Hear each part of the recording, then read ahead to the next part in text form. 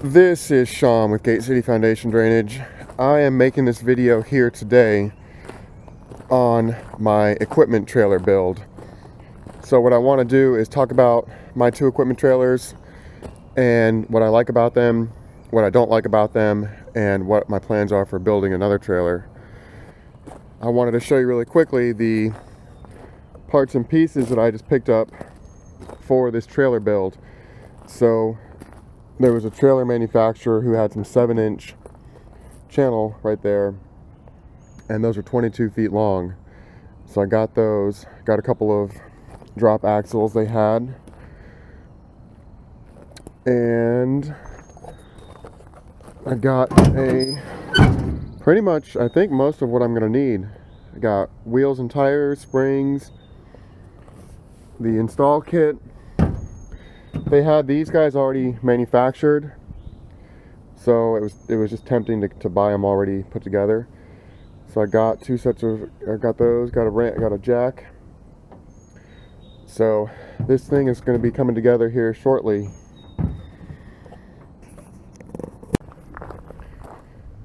I'm about to start this trailer build, but before I do that, I wanted to talk about my two equipment trailers and what I like about them. So the first one, this is a Hudson. This is like a 2000 something Hudson, and I really like the single frame that is bent right here and then goes on. So this is basically the trailer I'm going to try to copy. So I'm going to try to copy this angle. You've got about 6 feet of tongue right here, and that gives you a real nice sweep to it. What I don't like about this trailer is it's 16 feet long, so it's a little bit short. I also don't like that it sits up so high. So you're up to about my knee right here for the deck height. Now, this trailer does pair really well with this big excavator. The excavator, this is big enough that it just goes right up it. But the trencher has trouble getting up here, and my mini Bobcat has trouble getting up there as well.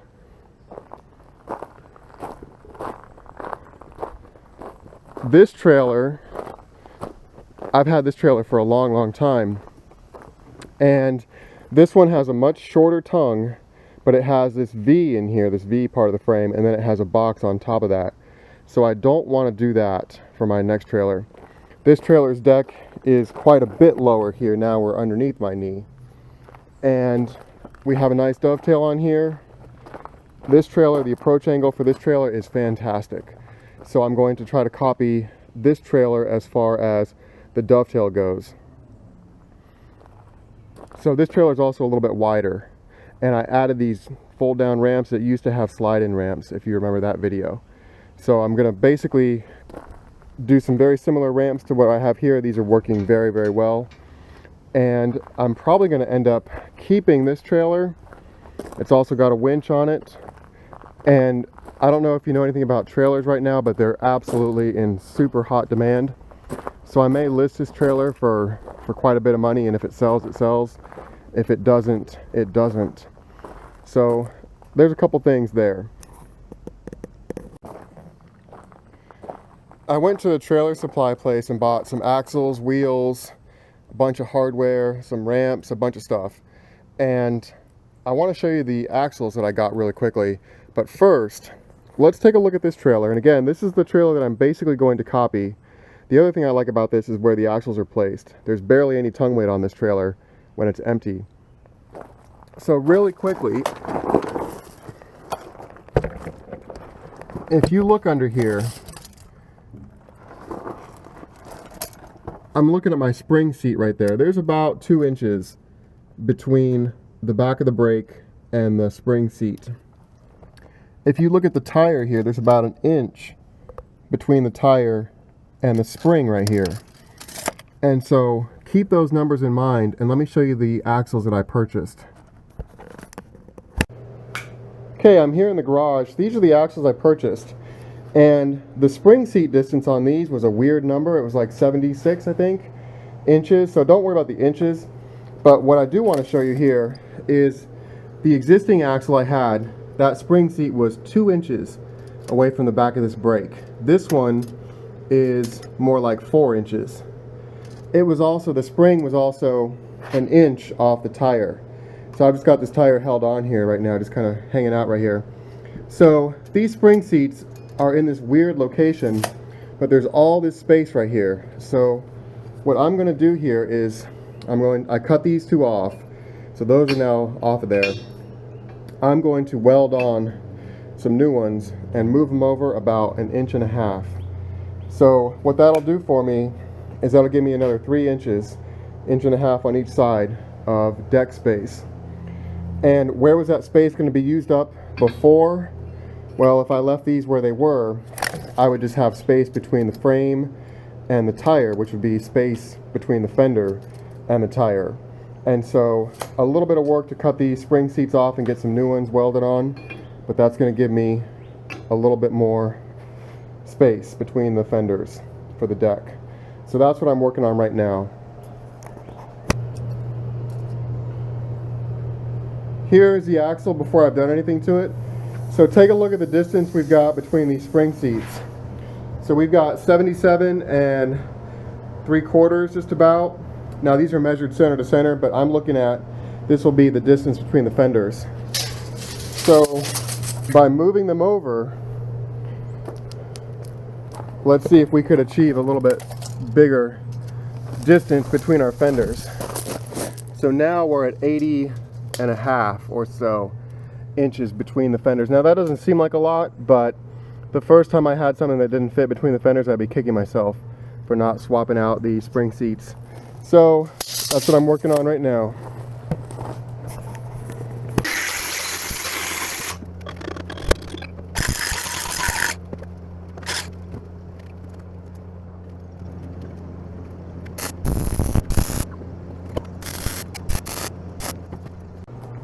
Alright, what I'm working on right now is I'm trying to get my distance between my two pieces of frame. So I've got a distance of 81 inches between the two spring seats right here.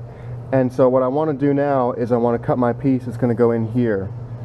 And so I've got 81 inches over here and got this piece. This is a 22 footer. Got this up on some stands and I'm going to try to get my 81 inches out of this. So that's what I'm working on right now. I picked up this saw. This is a metal cutting saw here, 8-inch metal cutting saw. And I picked this up just for this project. So this will be my first cut with it.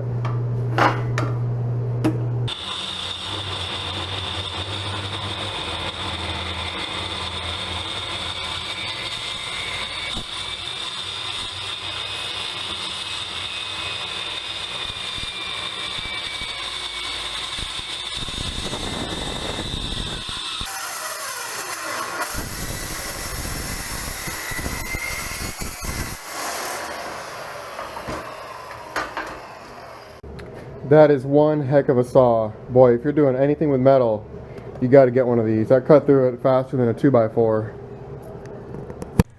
I wanted the C channel to face inward on this new trailer, which is the opposite of my Hudson trailer. And in order to do that, the cross members have to fit inside the profile of the C channel. So here I'm making a cope cut. My portable bandsaw, which I was going to use to make these cuts, broke a chain. So I tried this jigsaw and it did pretty good, but the blade just got trashed instantly, so that's not going to work. So now I'm going to try a sawzall, I guess. Obviously a sawzall is not really the best tool to be cutting this structural steel with, but with some good blades it did work, and it did allow me to keep working. Alright, I just got those copes cut on the end of this cross piece here, and I was just checking it for fit. So it looks like it's pretty good here as far as length goes. I'm pretty happy with that. So now I want to cut my custom angle for bending the tongue in. So I've got it's scribed out right there. So I want to get that cut on both sides, top and bottom. Hopefully you can see this mark, but I got the angle from the tongue of the trailer I'm copying. So now what I want to do is I want to mimic that angle to do it.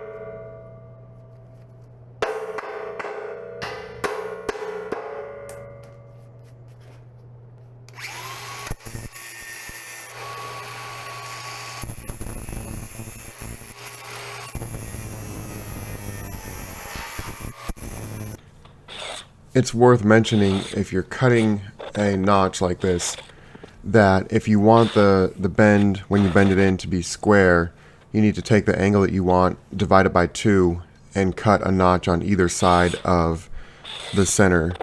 But in my case, because I was putting a cross member across there, I just cut the full angle I needed off of one side of the notch. And that meant that when I bent my channel in, it was going to be asymmetrical. But because I had a cross member being welded in there, I didn't care.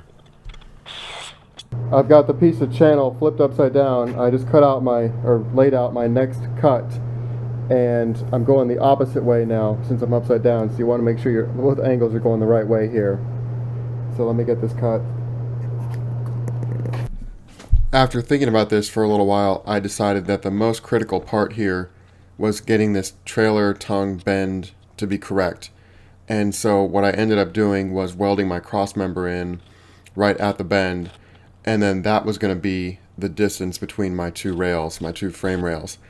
And so you can see here I'm setting it up, and I'm just letting the ends of it, the rear ends, just kind of run wild back there, because whatever my distance ends up being after it gets all welded and bent, that's going to be my distance.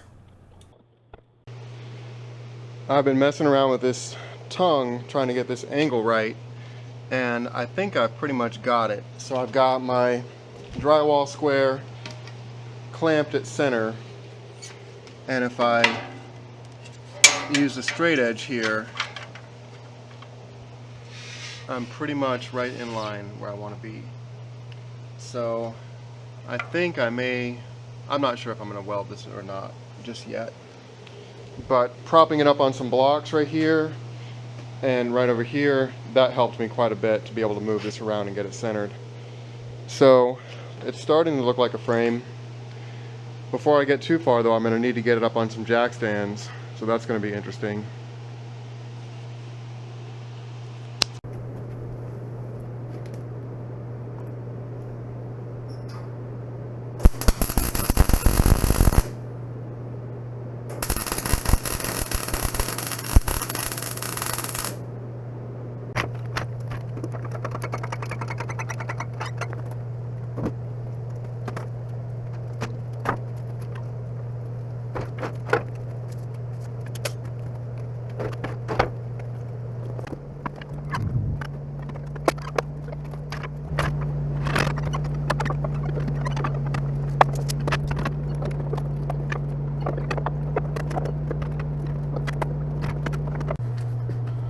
The new chain and sprocket for my bandsaw here just arrived. So that's the part number for it right there. So that ought to make cutting these beams, kind of some of these funny angles, a lot easier. So let's see if I can get that up and running here.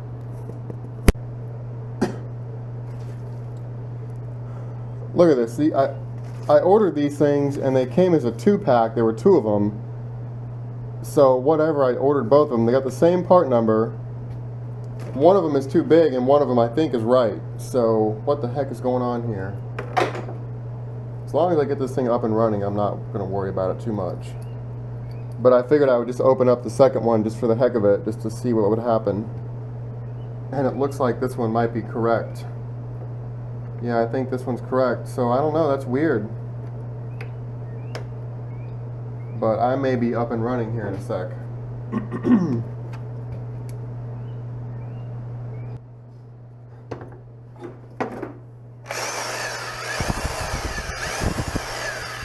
Alright, looks like we are up and running.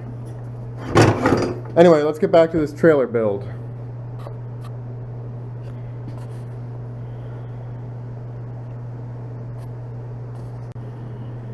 Alright, I looked up the spacing on these things, and I have the leaf springs, the E5115, and so I have all my distances right here in this chart. So that's going to show me, based on my leaf springs, 32, 32, 36 and 3/4, 4 and 3/4.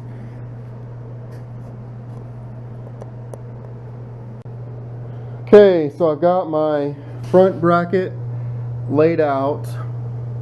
I've got my front axle center.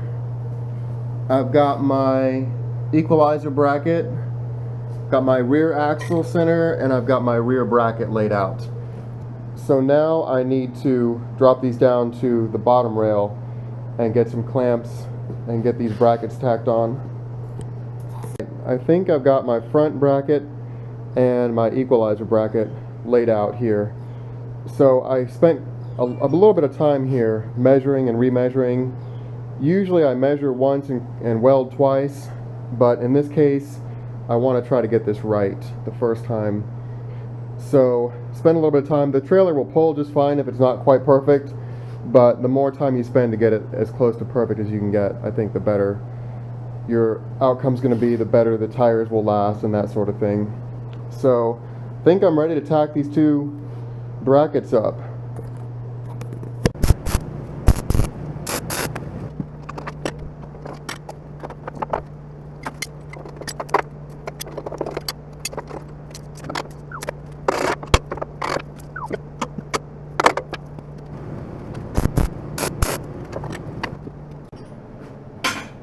I've got my 4 tack points on each bracket. Now I just want to go ahead and assemble everything and make sure it looks right.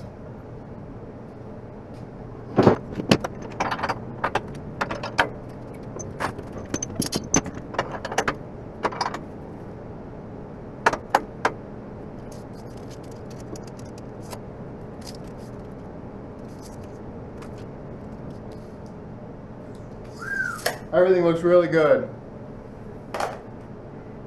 So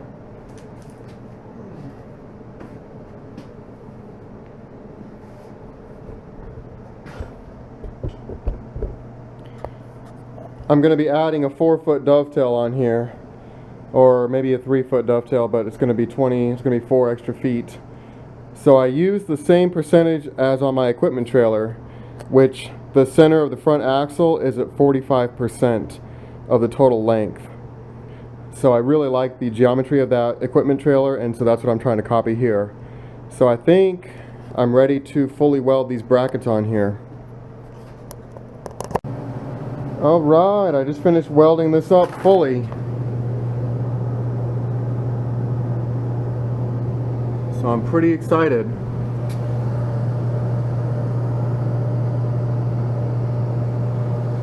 Let me now reproduce all these measurements on the other side.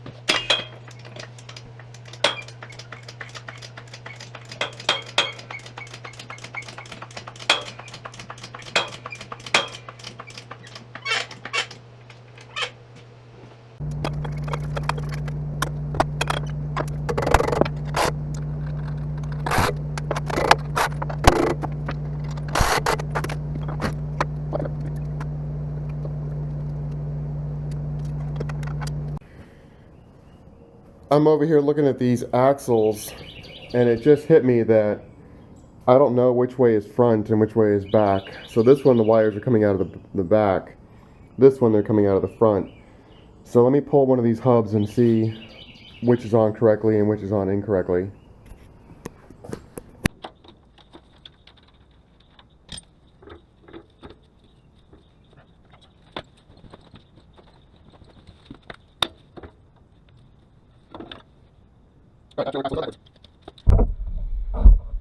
So you want this to be facing forward.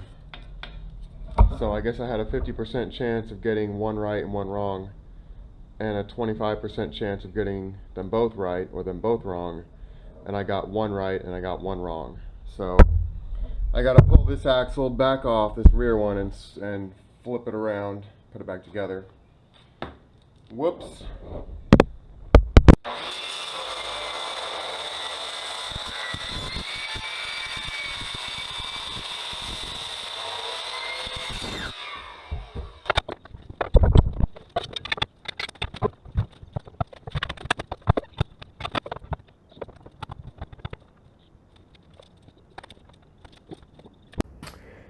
I'm over here playing around with this dovetail. So I've got a little bit of a sweep down, and then I've got my 5 feet for my ramps marked out. So I think I like this angle here. So I just made a cut real quick. I left a few inches extra on here to mock it up and play around with it a little bit. But I've got about a foot between the floor and the bottom there for my departure angle. So I think that should be pretty good. Just kind of trial and error here with this trailer build. Once I found where I wanted that dovetail to be, I basically tacked it in place and then grabbed the angle with my angle finder and then just copied it over to my next piece here. And so this is going to be the other side of the dovetail.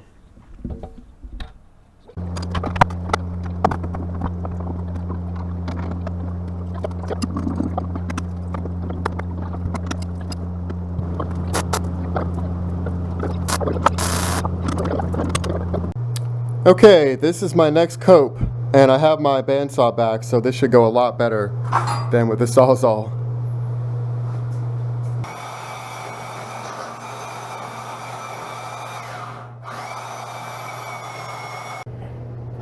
So that bandsaw did a nice job of making this cope cut, so that's going to fit right in just like something like that. So now let's do the other side.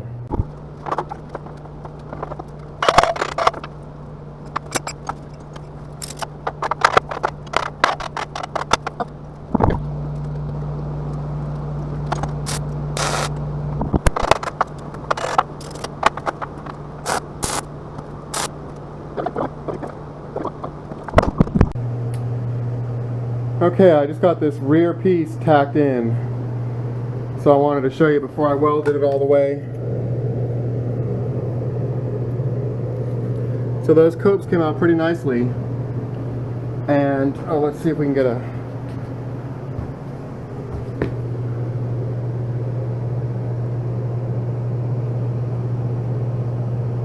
so I guess I'm ready to get this welded up. Get some cross members rolling. On my video where I added a dovetail to the equipment trailer, I did not add a gusset where I cut the joint right there. And a bunch of YouTubers told me that that was not going to hold up and not safe. So I had to go back and add a gusset later. Luckily, you guys tipped me off. But on this trailer, I had a gigantic gusset at the dovetail, so I'm getting that welded in right now.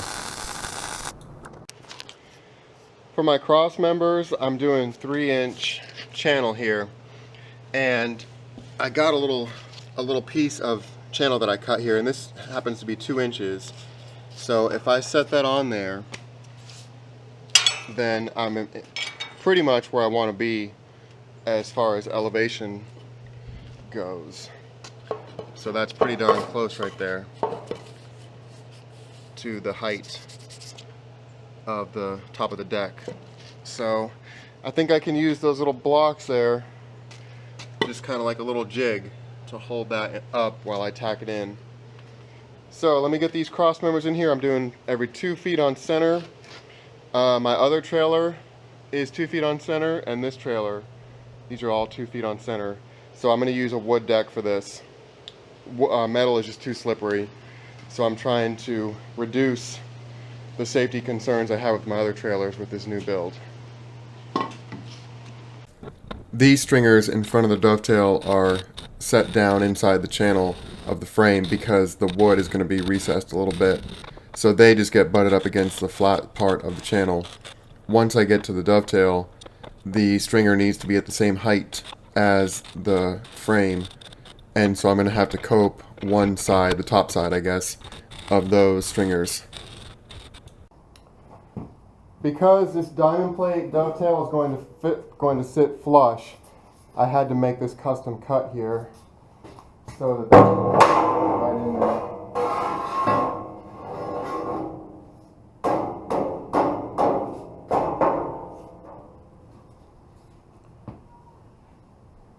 And I'm going to drop down to every 1 foot on center here. So I'm able to keep this level with this piece here. So let me get this tacked on here, and then I will show you how I cut that joint. To cut that profile, take a piece of the 7-inch channel that the frame is made of, and you basically want to hold it like this right here and trace out that profile.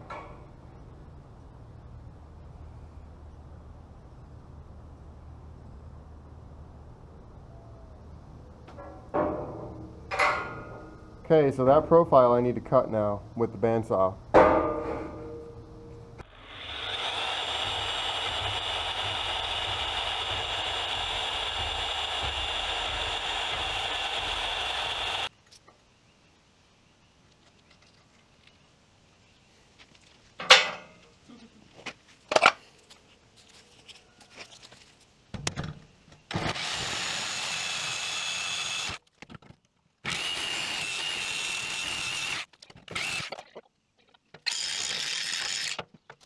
I guess I will end the video here. This is going to be the frame and the axles. So this has been probably about a week or so of work here to get to this point.